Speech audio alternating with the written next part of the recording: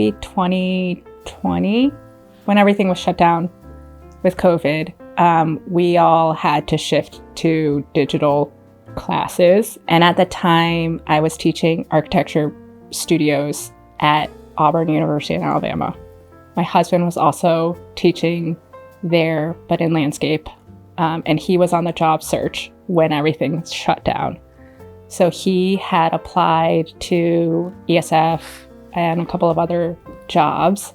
That was the first time I heard of ESF. I grew up in upstate New York, but I moved when I was a child, so it's not like colleges were on my radar until he applied and he got offered a position.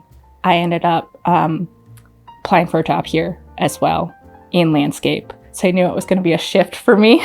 I focus in the beginning design sequence where there's a lot of overlap between the different adjacent fields. And so I felt comfortable doing it, but it was definitely a shift. Each year that I've been here, I've been teaching LSA 226 and 227. 226 is starting with square one, basics of like composition, relationships, and we start in 2D, then move into 3D, and culminates in a very small landscape design project in an urban infill site here in Syracuse. The second studio, which is 227, they are working more with landscape systems, particularly with the ground, also to the things that emerge out of the ground. We're really focused on like shaping space and the clarity of their thinking and their process. The other classes I teach are the first representation course. They take it in combination with 226, their first studio. So that's where they learn how to use digital tools and digital workflows.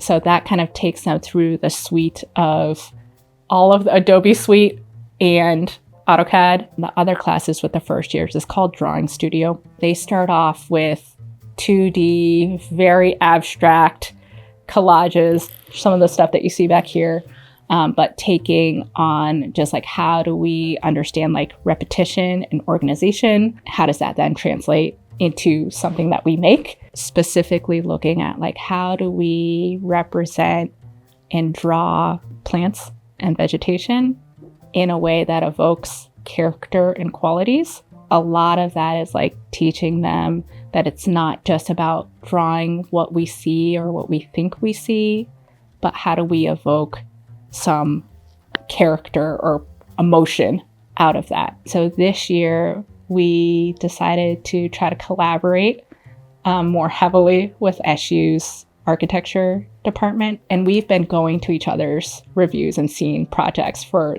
the past 2 years. And so we decided this year to do it together.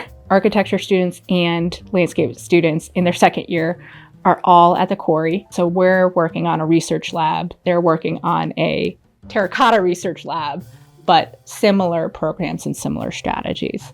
Our students have been going over to SU to like look at the work. And then Tom and I have been going over there. Their faculty will come over here for us as well. So that's been a collaboration that we'll probably try to continue to foster if we stay teaching in this year level. I think what makes ESF special is the focus on the environmental stewardship, and not in a sense that like that is the only stakeholder. I've worked professionally as a landscape architect, but I do feel like my passion is in teaching.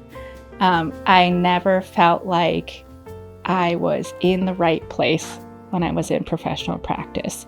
But then I happenstance got asked to teach just adjunct one studio, fell in love with it, and I was like, this is 100% where I was meant to be. This generation like cares so deeply and are loud and passionate. What really excites me is like planting the seed now for them to like flourish and bloom when they are of an age that they are the decision makers.